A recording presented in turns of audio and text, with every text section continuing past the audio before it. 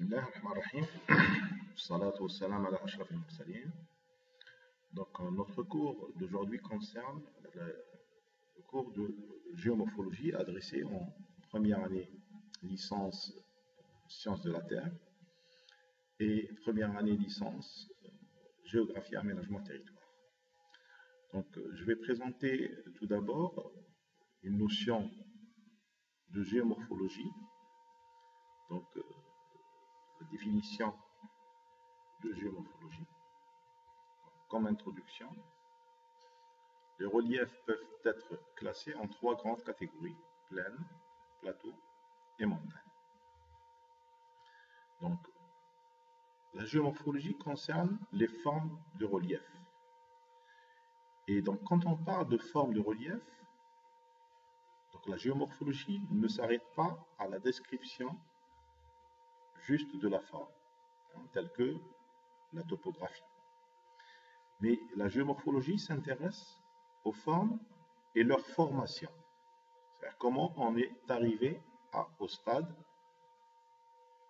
d'avoir un plateau, comment on est arrivé au stade d'avoir une plaine, comment on est arrivé d'avoir des montagnes. Donc c'est la raison pour laquelle la géomorphologie s'intéresse à la forme et à la genèse de cette forme, c'est-à-dire comment on est arrivé à telle ou telle forme.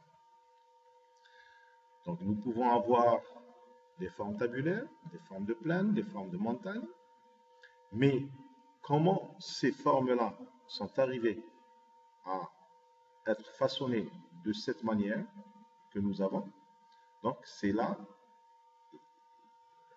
la géomorphologie, elle intervient à ce niveau. Donc, du point de vue origine, ou bien du point de vue scientifique, la géomorphologie, on peut la classer en 4 catégories. On peut avoir la géomorphologie structurale, donc c'est la géomorphologie qui s'intéresse à la structure. On peut avoir la géomorphologie dynamique.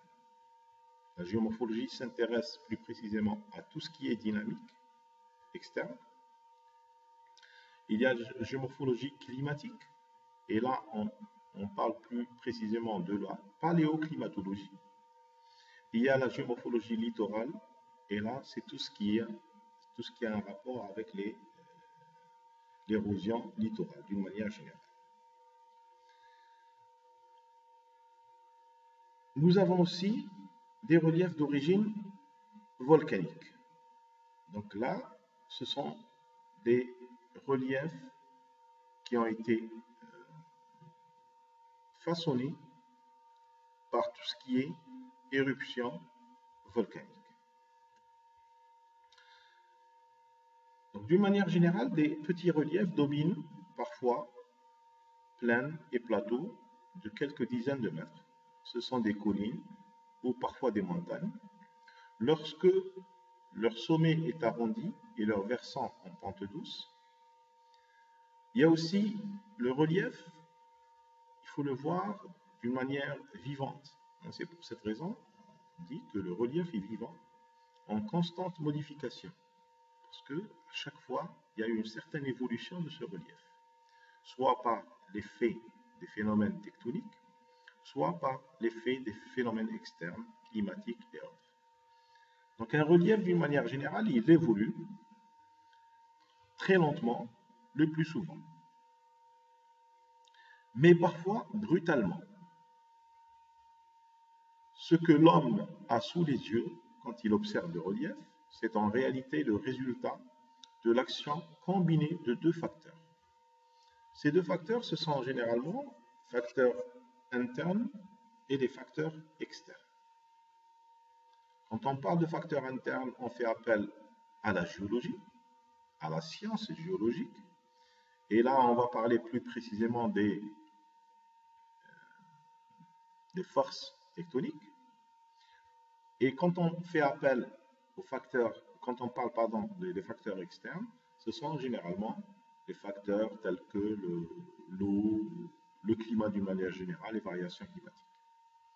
Donc les facteurs internes qui ont créé ce relief et dont l'action constitue la tectonique d'une région, plissement, volcanisme, faille. Donc, il y a une tectonique avec ses effets.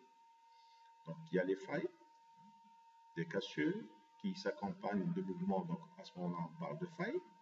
Il y a des plissements, donc il y a des compressions. Donc, surtout par rapport aux formations qui sont plus tendres. Donc, on peut avoir des plissements. Par rapport, quand il s'agit de formations dures, il y aura des cassures puis mouvements. Donc, à ce moment-là, on parle de failles. Il y a aussi les éruptions volcaniques. Donc, tout ça est lié aux forces tectoniques. Pour les facteurs externes qui attaquent le relief et le façonnent, nous avons des agents externes. Ces agents sont d'origine généralement climatique, les précipitations, les neiges, les glaces, les olifractions, le vent, les variations de température, qui sont généralement responsables du phénomène qu'on appelle érosion. Donc l'érosion avec un grand E est généralement divisée en 3 étapes: ablation, transport et dépôt, ou bien incision, transport et dépôt. Donc l'érosion commence par cette incision, mais cette incision est préparée au préalable par des phénomènes, plus précisément climatiques, qui sont responsables de cette incision. Donc nous résumons sur ce tableau-là, que vous voyez, vous avez devant vous. Donc à gauche, les forces internes, à droite, les forces externes. Les forces internes, nous avons parlé de la tectonique. Donc cette tectonique, elle donne des formes. Donc il y aura un basculement du niveau du sol, bien de la terre. Donc il y a des formes qui vont surgir, qui vont sortir. Il y a des formes qui vont s'affaisser. Et en parallèle, ou bien par la suite, je dis bien par la suite, il y aura des forces externes qui vont façonner, qui vont attaquer ou bien détruire ces reliefs continentaux par une éradication complète ou bien par un façonnement de relief. Ils vont dessiner, plus précisément, ce relief, donc par les différents processus érosifs. Et donc, entre les deux, ça sera un duel permanent à l'échelle des temps géologiques. Donc, tout cela ne se produit pas d'une fraction de seconde, c'est-à-dire ces formes-là sont issues à travers le temps, à travers des millions d'années, à travers les différentes ères géologiques. Et donc, qui vont aboutir actuellement au relief actuel. Et le relief actuel, donc, c'est le résultat, généralement, de ce conflit, ou bien de cette dualité tectonique et érosion. Donc, la géomorphologie, comment on va la définir,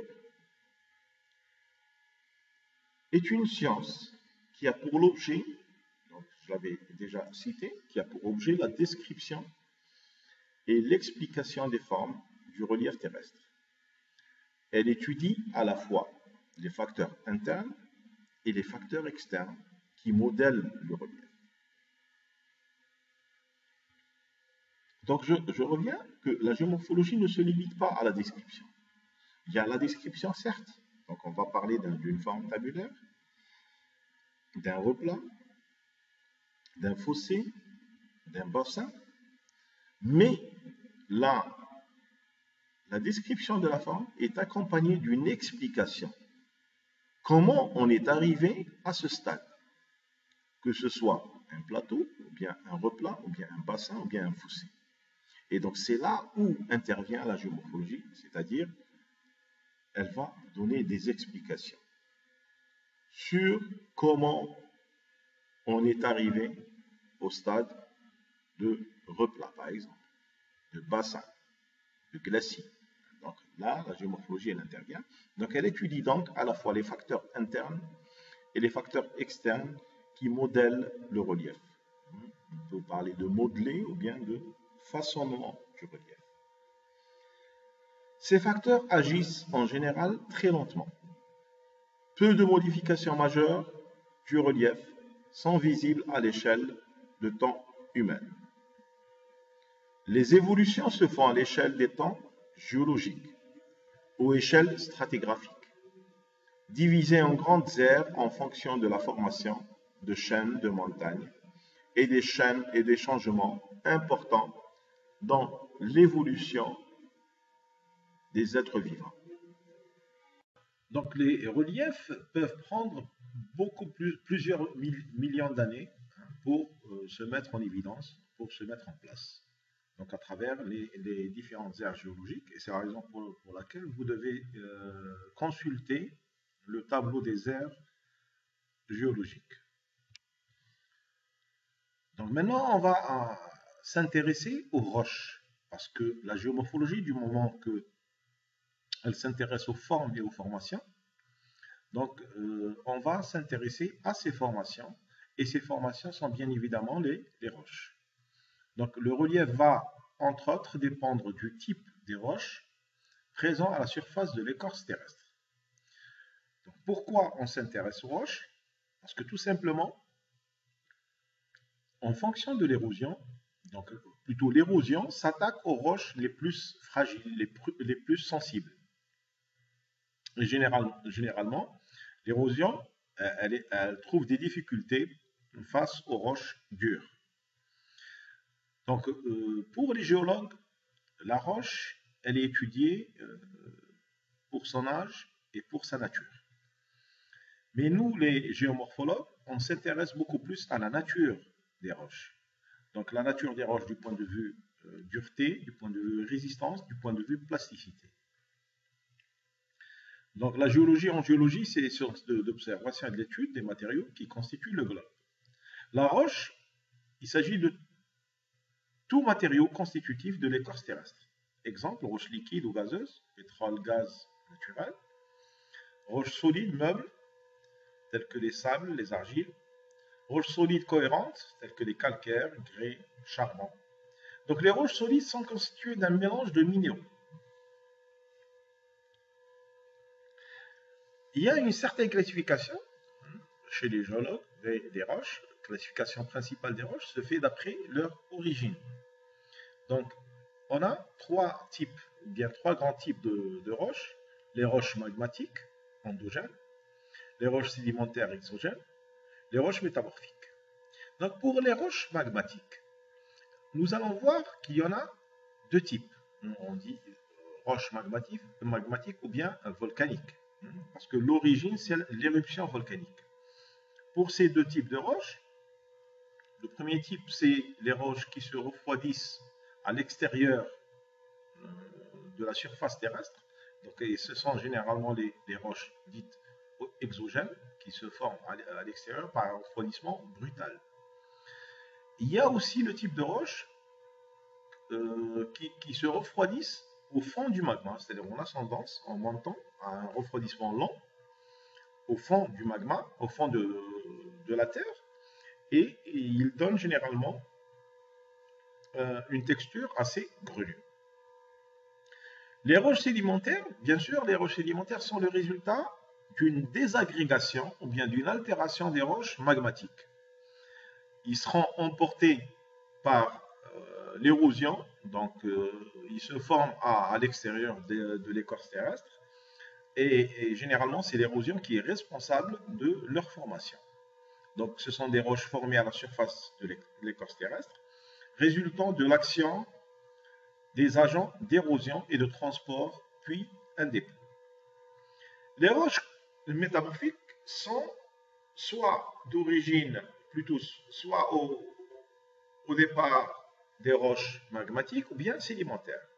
Ces roches subissent des pressions, fortes pressions de température et de fortes températures, ce qui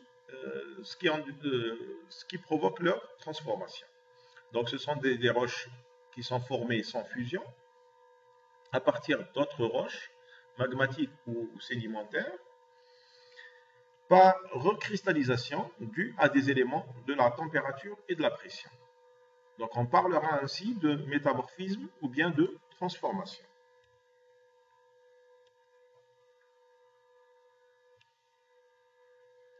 Les roches magmatiques. Donc on revient, le magma, matière minérale à l'état de fusion, est engendrée par la fusion locale de roches profondes. Cette masse fluide tend à s'élever dans les fractures de la croûte terrestre. Les roches issues du refroidissement du magma sont de deux types, extrusives ou intrusives. Ça veut dire qu'il y a des roches qui se forment au fond du magma, c'est-à-dire en ascendant, pendant l'ascendance, il y a des roches qui vont se former à l'extérieur du volcan, c'est-à-dire après éruption volcanique. On va commencer par les roches magmatiques extrusives, ou bien effusives, ou volcaniques. Le magma fait éruption en surface, à l'air libre. On parle alors de lave. Il se refroidit rapidement. Il devient une roche extrusive. C'est-à-dire qu'une fois la lave, elle sort, en contact généralement avec de l'eau de mer, ou bien avec de la température qui est plus froide que celle du magma, la roche va se refroidir rapidement, se cristalliser, et ce qui fait qu'elle va donner naissance à une texture assez lisse. Et donc cette texture lisse est l'aspect des roches magmatiques extrusives, ou bien de surface. Les gaz contenus dans le magma n'ont pas le temps de s'échapper, ce qui explique la porosité de ce type de roche, nombreux petits trous liés aux bulles de gaz, comme dans la pierre ponce. La cristallisation est faible ou inexistante. Ce sont souvent des roches sombres, comme le basalte. Contrairement aux roches extrusives, il y a des roches magmatiques intrusives, ou bien de refroidissement lent à l'intérieur du magma. Donc, le magma, après s'être élevé dans la croûte terrestre, s'accumule dans une chambre située à une certaine profondeur en se refroidissant lentement. Donc, plus il monte, plus il commence à se refroidir. Et donc, ce refroidissement lent et sélectif par rapport au grain que constitue la roche, bien qui forme la roche, donc il y aura un refroidissement différentiel par rapport à ces grains. Donc il y a une cristallisation différentielle donc, pour les grains, et ce qui donne généralement l'aspect grenu à la roche, comme par exemple le granit. Donc ce lent refroidissement permet l'évacuation des gaz, les roches sont donc non poreuses, et l'apparition de cristaux bien formés. Donc il y aura une cristallisation qui est un petit peu apparente par rapport à celle des roches précédentes, extrusives. Cristallisation plus ou moins importante en fonction du temps de refroidissement. Il s'agit par exemple du granit, qui a un aspect moucheté à cause de nombreux minéraux qui le composent. Donc par exemple, le granit, il est composé de mica, de feldspath et de quartz. Ces trois minéraux, principaux minéraux qui constituent le granit, vont, lors de leur ascendance, vont se refroidir différentiellement. C'est-à-dire, on aura par exemple le feldspath qui va se refroidir avant le mica et le mica avant le quartz, ce qui fait qu'il y aura une cristallisation un petit peu différentielle, et c'est elle qui est responsable de l'aspect grenu de la roche granitique. Deuxièmement, nous allons voir aussi les roches sédimentaires. Les roches sédimentaires sont le résultat d'une altération des roches magmatiques. Donc les sédiments sont des dépôts, bien sûr. Pourquoi pas des dépôts? Parce que tout simplement, la roche granitique, ou bien la roche magmatique, pardon, elle est altérée au préalable, donc elle est fragmentée. Donc ces fragments de roche vont être incisés par des agents érosifs, puis transportés pour par la suite être déposés. Et donc, une fois déposés, c'est la formation des roches sédimentaires. Donc, les sédiments sont des dépôts, la plupart du temps au fond des eaux. Les roches sédimentaires formées à partir de ces sédiments peuvent être soit meubles, formés d'éléments séparés, exemple, sable, soit cohérents, formés d'éléments soudés entre eux, exemple, grès. Donc la différence entre le sable et le grès, le sable tout simplement, il est constitué d'éléments séparés, de minéraux séparés, que quartz et mica séparés, mais le grès, il peut avoir la même composition, sauf qu'il est cimenté. Et le ciment peut être, par exemple, un ciment calcaire, un ciment ferrugineux. Et donc, c'est la différence entre les éléments, ou plutôt les sédiments meubles et les sédiments cohérents. Elles sont de différents types en fonction de l'origine des sédiments qui les composent. Donc, classement des roches sédimentaires, pour le classement, il y a les roches détritiques. Ces roches détritiques, exemple de roches détritiques, sable, grès, argile et schiste.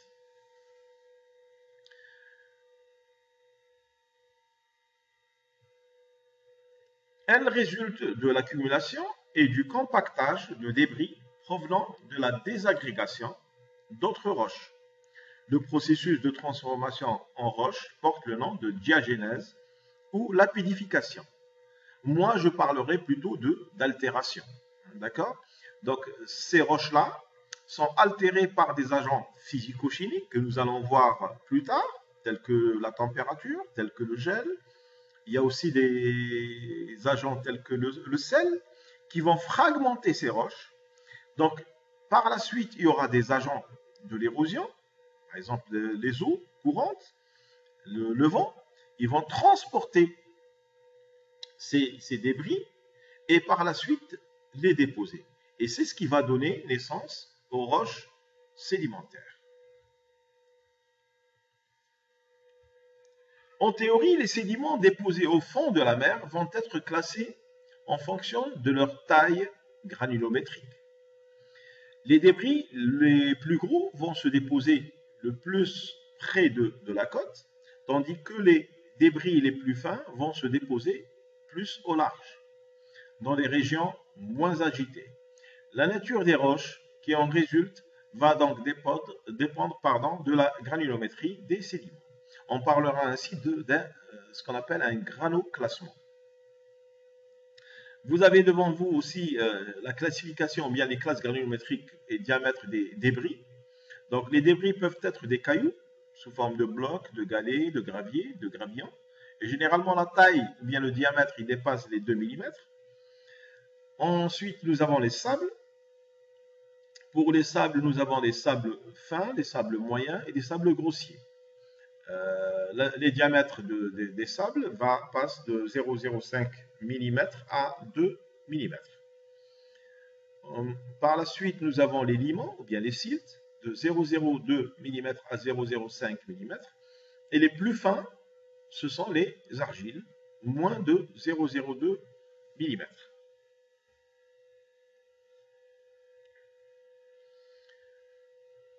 Pour les roches, toujours dans les roches sédimentaires, nous avons les roches organogènes. Exemple de roches organogènes, craie calcaire. Après la mort des organismes marins, la partie molle se putréfie ou est mangée, tandis que les parties dures, coquilles, pièces de squelette, construction des coraux, subsistent. Les roches organogènes résultent de l'accumulation de ces débris d'organismes au fond de la mer. Donc, si on prend la craie ou bien le calcaire, ce sont à l'origine des coquilles, des pièces de squelette, des coraux. Et donc, ils vont s'altérer et donner, bien sûr, la formation, soit que ce soit de la craie ou bien du calcaire. Les roches organiques ou carbonatées, ou bien carbonées, pardon, exemple de roches organiques, le charbon, le pétrole. Les roches organiques résultent de la transformation des matières organiques, animales et végétales, et sont riches en carbone. Donc là, ce sont les roches toujours sédimentaires. Les roches évaporitiques, quant à elles, c'est le troisième type de roches sédimentaires, ou bien quatrième type, pardon. Ce sont des roches de sel, formées de sel, de gypse, ou bien de chlorure de sodium. Les roches évaporitiques proviennent de la précipitation de sel par suite de l'évaporation d'eau salée. Cette précipitation résulte de l'évaporation et de la concentration des sels jusqu'au point de saturation. Par exemple, on peut citer les évaporites qui sont situés au niveau des des monts des Tessella, par exemple. Ils sont le résultat d'une transgression marine qui est datée du Messinien. Et cette transgression marine, donc, elle a envahi les continents à un certain moment. Et par la suite, il y a eu une régression marine. Et donc, après le recul de la mer, qu'est-ce qui s'est passé au niveau de ces monts, de Tessella par exemple? Il y a eu des restes de roches évaporitiques. Nous avons ensuite donné, nous allons donner un tableau sur lequel on va voir l'évolution de quelques roches sédimentaires. Donc l'état meuble, l'état cohérent et roches métamorphiques. L'état meuble des roches sédimentaires, donc il y a l'argile, sable, gravier et boue calcaire, coquillage.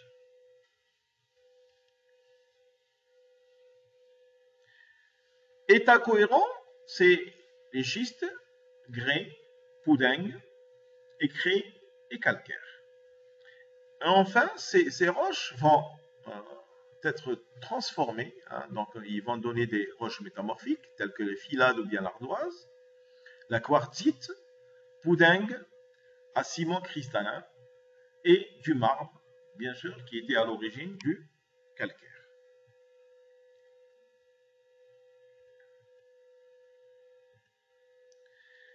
Quelques caractéristiques des roches sédimentaires. Donc, pour les roches sédimentaires, ils sont caractérisés par leur couche, par leur strate. Donc, il y a une certaine stratification. Et qui dit strate veut dire une couche. Hein, c'est des couches superposées suite à la nature du dépôt.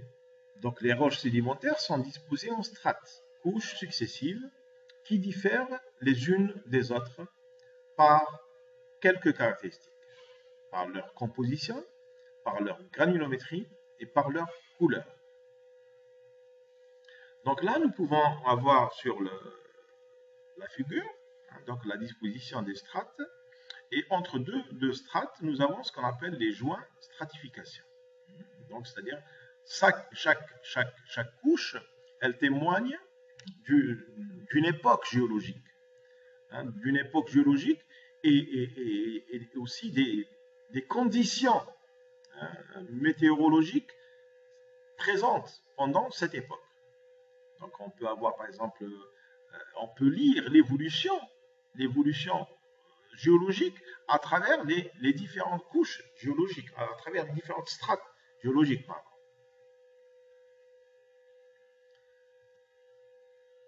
Par exemple, la subsidence. Donc, les couches sédimentaires sont souvent empilées sur des épaisseurs considérables, atteignant plusieurs kilomètres. Donc, nous avons, pour la première figure, donc, il n'y a pas de dépôt. Par la suite, deuxièmement, donc, nous avons un empilement de strates de couches. Et par la suite, hein, donc, il y a plusieurs couches qui s'accumulent. Et ces couches vont être responsables de la subsidence, hein, de la zone. Donc, il y a un affaissement qui est dû au surpoids de ces couches ou bien de ces dépôts. Le dépôt de sédiments s'accompagne d'un affaissement, le dépôt de sédiments s'accompagne d'un affaissement progressif très lent de l'écorce terrestre. Ce mouvement porte le nom de subsidence, c'est-à-dire qu'il y a un affaissement, c'est-à-dire ça descend vers le bas, et c'est dû principalement, au poids des sédiments qui viennent s'accumuler les unes après les autres. Donc pour cette partie-là, on va s'arrêter, on continuera l'introduction de géomorphologie dans la prochaine vidéo. Merci.